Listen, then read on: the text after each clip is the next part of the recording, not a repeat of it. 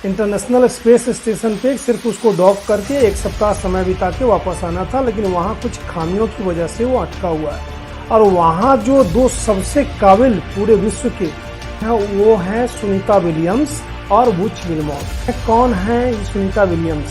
भारतीय होने का जो एहसास है उससे हम कहीं ना कहीं और अपने आप को गौरवान्वित महसूस कर सकते हैं कि इंटरनेशनल स्पेस स्टेशन पे जाने और वहां इस कंप्लीट प्रोग्राम के कमर्शियल यूज, जिसमें कि कमर्शियल पैसेंजर्स जा रहे हैं, वो कितने सेफ हैं कि इस तरीके से अगर हम इसका कमर्शियलाइजेशन ही करें, नो डाउट हमारा साइंस बहुत तरक्की कर चुका है, क्या वो जस्टिफाइड है?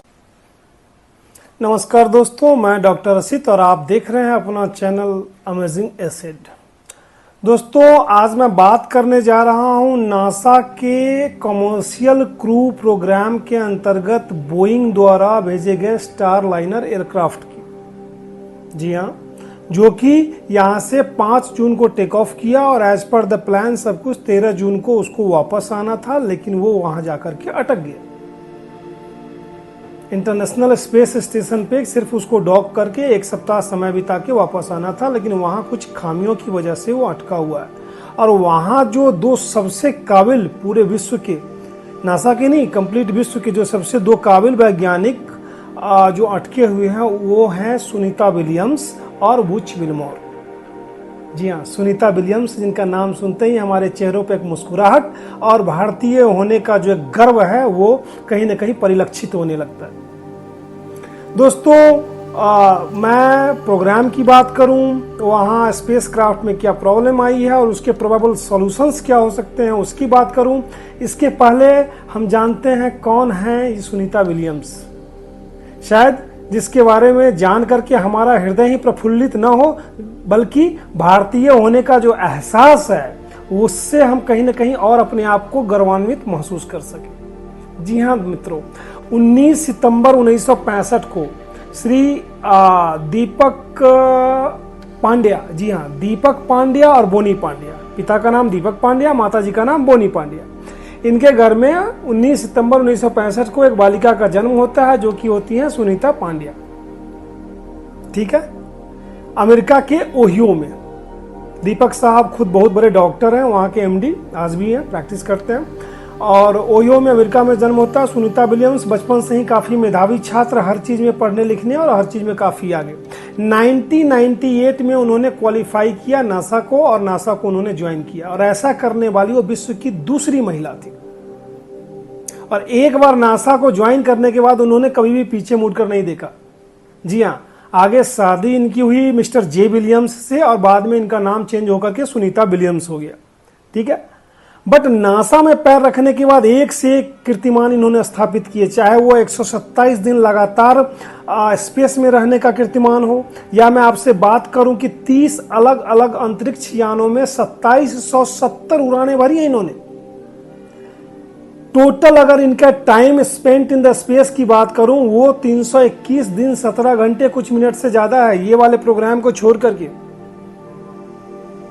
वेरी टैलेंटेड और बहुत ही ज्यादा स्पेस के क्षेत्र में जिसके योगदान को कभी संपूर्ण मानव जाति कभी भूल नहीं सकती। मिशंस की अगर मैं बात करूं, इनकी जो अचीवमेंट्स रही है, STS-116, STS-117, 115, ISS 14, ISS 15, इन सभी को इन्होंने लीड किया। कम्युनिटीज की बात करूं, ये एक्सपेरिमेंटल टेस्ट पायलट है। Societies of flight test engineers जो है एक एसोसिएशन है यूएस की, अमेरिका की, उसकी ये बहुत ही फेमस मेंबर रह चुकी हैं। अमेरिकन हेलीकॉप्टर एसोसिएशंस की मेंबर और चेयरमैन भी रह चुकी हैं। मेडल्स और अवार्ड्स की बात करूं इनकी लाइफ में तो एन नंबर ऑफ मेडल्स है, चाहे वो नेवी का कमेंडेशन मेडल हो या नेवी एंड मरीन कॉर्प का अचीवमेंट मेडल हो, या फिर मैं आपसे बात करूं कि ह्यूमैनिटेरियन सर्विस मेडल हो यूएनए को द्वारा, और इन सबसे बड़ा शायद भारत सरकार के द्वारा 2008 में दिया गया हुआ पद्म भूषण सुनीता विलियम्स। जी हाँ, आज हम इनकी चर्चा क्यों कर रहे हैं? आज हम इनकी चर्चा कर रहे हैं क्योंकि 5 जून को नासा का एक प्रोग्राम था, जो उस प्रोग्राम को हम बोलते कॉमर्शियल क्रू प्रोग्राम। उसके अंतर्गत बोइंग का एक स्पेस क्राफ्ट स्टार लाइनर, ठीक है, 2 कैप्सूल स्पेस क्राफ्ट है, उसमें इनको भेजा गया ऊपर स्पेस में ISS इंटरनेशनल स्पेस स्टेशन पर जाके इनको डॉक करना था, 1 सप्ताह समय बिताना था और 13 तारीख को वापस आना था। और अभी तक ये आए नहीं है। अभी एक्सपेक्टेशंस लगाई जा रही हैं कि 2 जुलाई तक समटाइम्स इनका आना यहां पे हो सकता है। ऐसी नौबत क्यों आई? क्या प्रॉब्लम्स आई जिनको कहीं ना कहीं अगर मैं आपसे बात करूं कि इतनी मतलब ग्रेवियसली फेस करने की जरूरत पड़ गई इन दोनों जो हमारे एस्ट्रोनॉट्स हैं। प्रॉब्लम ये थी कि इंटरनेशनल स्पेस स्टेशन पे जाके जो डॉक होना था नासा का ये एयरक्राफ्ट बोइंग का स्टारलाइनर, इसमें हीलियम गैस की लीकेज, और वो लीकेज एक नहीं है, 2 नहीं है, ये 5-5 मैन्यूवरिंग जो इनके थ्रस्टर्स हैं वो डेड हो चुके हैं। इनका जो प्रोपेलेंट वाल्व है जिसको कि बंद होना था हीलियम गैस के प्रेशर से, वो इसका बंद ही नहीं हो रहा। और ऐसी कुछ खबरें आ रही हैं अंतर्राष्ट्रीय मीडिया जगत से कि ये प्रॉब्लम्स जब वो स्पेसक्राफ्ट यहां से टेक ऑफ हुआ उसके पहले भी यहां थी, जिसको कि इनिशियली रिपेयर कर दिया गया। नो डाउट्स ये जो एस्ट्रोनॉट्स होते हैं ये बहुत ही वेल ट्रेंड होते हैं, वेल वर्स्ड होते हैं, और इस तरह की कहीं ना कहीं जो कुछ कंटीजेंसीज आती हैं इनको डील करने में बहुत ही सक्षम होते हैं। लेकिन एक क्वेश्चन तो उठता है, क्वेश्चन ये उठता है कि अगर कहीं ना कहीं स्पेस क्राफ्ट में पहले से प्रॉब्लम थी और उसको कहीं ना कहीं आइडेंटिफाई कर लिया गया, तो जब तक उसको फुल प्रूफ नहीं किया गया तब तक उसको भेजा क्यों गया? अब समस्या क्या आ रही है? समस्या आ रही है कि हीलियम के लीकेज होने के कारण उसके जो प्रोपेलेंट्स हैं, वाल्व्स हैं, वो क्लोज नहीं हो पा रहे हैं। क्लोज नहीं होने के कारण वो जो प्रेशर है वो बिल्डअप नहीं हो पा रहा है, और उसके कारण इनके जो मैन्यूवरिंग थ्रस्टर्स हैं वो काम नहीं कर रहे हैं एज ऑफ नाउ। अगर मैं आपसे बात करूं नासा के कमर्शियल स्टार प्रोग्राम के जो मैनेजर हैं स्टीव स्टिच के अनुसार, उन्होंने बोला, एडमिट किया है कि क्राफ्ट में इशू है और हीलियम लीक के कारण ये स्टारलाइनर में प्रॉब्लम आ रही है। लेकिन he is very much hopeful. वो होते हैं, वो सारे ही साइंटिस्ट ही नहीं होते, दुनिया के हर लोग होते हैं, कॉन्फिडेंस भी होता है कि इसको दूर कर लिया जाए। क्योंकि अगर मैं बात करूं आपसे सुनीता विलियम्स के बारे में, तो सुनीता विलियम्स कोई नॉर्मल एस्ट्रोनॉट या नॉर्मल साइंटिस्ट नहीं है। वो पायलट है, क्रू फ्लाइट टेस्ट मिशन जो अब्रॉड होता है बोइंग स्टारलाइन स्पेसक्राफ्ट की, उसकी वो चीफ पायलट है। तो सी इज कैपेबल, बट जानते हुए भी स्पेसक्राफ्ट को लेके जाना, अब वहां पे प्रोबेबिलिटीज क्या क्या क्रिएट हो रही हैं। पहली चीज तो ये है कि कितने दिन तक वो वहां सरवाइव कर सकते हैं। नॉर्मल कंडीशन की अगर मैं बात करूं, नॉर्मल कंडीशन में इंटरनेशनल स्पेस स्टेशन पे एक स्पेस क्राफ्ट डॉक होकर के 45 डेज तक सरवाइव कर सकता है, जो कैप्सूल्स होते हैं उसमें। और इन केस ऑफ इमरजेंसी उसमें काफी सारे बैकअप्स जो होते हैं ऑन बोर्ड, उसको यूज करके इसको एक्सटेंड किया जा सकता है up to a maximum of 72 days. तो यहां तक बात समझ में आती है कि सर्वाइवल 72 डेज तक उनका कोई इशू नहीं है। लेकिन क्वेश्चन दूसरा ये आता है कि अब उनको वापस कैसे लाया जाए। नासा और बोइंग दोनों मिलकर जी तोड़ मेहनत कर रहे हैं, लेकिन उनके पास ऑप्शंस क्या क्या हैं। ऑप्शन नंबर 1, जिसकी उम्मीद शायद वो ज्यादा लगा करके बैठे होंगे कि वो दोनों ही मिलकर के Butch Wilmore and Sunita Williams, ये दोनों ही वहां उसको रिपेयर करके और वापस लेकर के आ जाए एयरक्राफ्ट को। ऑप्शन नंबर 2, ये दूसरा स्पेसक्राफ्ट भेजे 2 कैप्सूल वाला, जिसमें 2 इंजीनियर हो, वेल वर्स्ड हो, और वो जाकर के उस स्पेसक्राफ्ट को कहीं ना कहीं रिपेयर करे और वहां से फिर दोनों स्पेसक्राफ्ट वापस आए।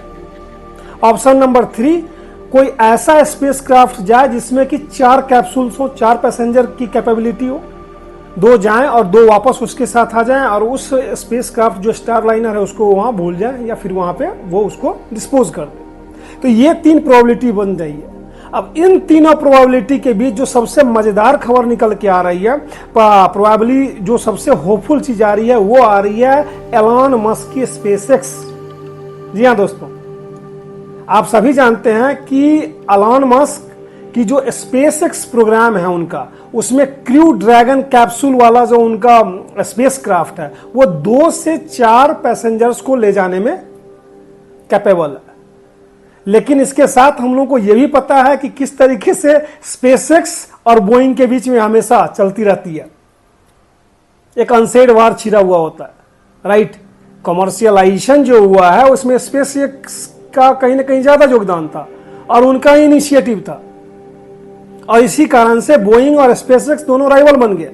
बट बात ये ह्यूमैनिटी की है, बात ये साइंटिस्ट के जान की है, और बात कुल मिलाकर के नासा की रेपुटेशन की भी है। तो ऐसे केसेस में मुझे नहीं लगता है कि एलन मस्क इसके पीछे हटेंगे। वो उनका जो क्रू ड्रैगन कैप्सूल है वो क्वाइट कैपेबल है उनको लेकर के वापस आने के लिए, करेक्ट ना। तो हम देखते हैं कि आगे क्या होता है, नासा क्या इनिशिएट करता है, बोइंग क्या आगे स्टेप्स लेते हैं, और एलन मस्क किस तरीके से उसमें कहीं ना कहीं अपने आप को हेल्पफुल साबित कर पाते हैं, या कहीं ना कहीं और ज्यादा अपने आप को इफेक्टिव साबित कर पाते हैं कि जहां नासा फेल हो रहा है वहां स्पेसएक्स जो है वो आगे बढ़ के एक स्टेप उनको हेल्प कर पा रही है। बट इन सब के बावजूद और इन सब के बीच में दो सवाल तो आते हैं। सवाल एक कि इंटरनेशनल स्पेस स्टेशन पे जाने और वहां इस कंप्लीट प्रोग्राम की कमर्शियल यूज, जिसमें कि कमर्शियल पैसेंजर्स जा रहे हैं, वो कितने सेफ हैं, राइट। तो इनके ऊपर एक बहुत ही गहरा सवाल खड़ा हो रहा है।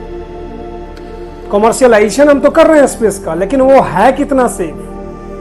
दूसरी चीज कि इस तरीके से अगर हम इसका कमर्शियलाइजेशन भी करें, नो डाउट हमारा साइंस बहुत तरक्की कर चुका है, क्या वो जस्टिफाइड है। और इन दोनों सवालों के बीच एक चीज तो हम जरूर कर सकते हैं, हाथ जोड़ करके हम अपने गॉड से, अपने भगवान से हम प्रार्थना कर सकते हैं कि वो दोनों, सुनीता विलियम्स और बिच गिलमोर, दोनों सेफली अपने स्पेसक्राफ्ट के साथ लैंड कर दें। दोस्तों आज का ये वीडियो कैसा लगा, इसका एक और मैं टेल बनाऊंगा जब वो लैंड कर जाते हैं। उसके बाद आप कमेंट सेक्शन में लिखना जरूर लिखें। बिल्कुल बेल आइकन दबाना ना भूलें, लाइक करें, सब्सक्राइब करें, और इस वीडियो को जितना हो सके वो उतना स्प्रेड करें। धन्यवाद।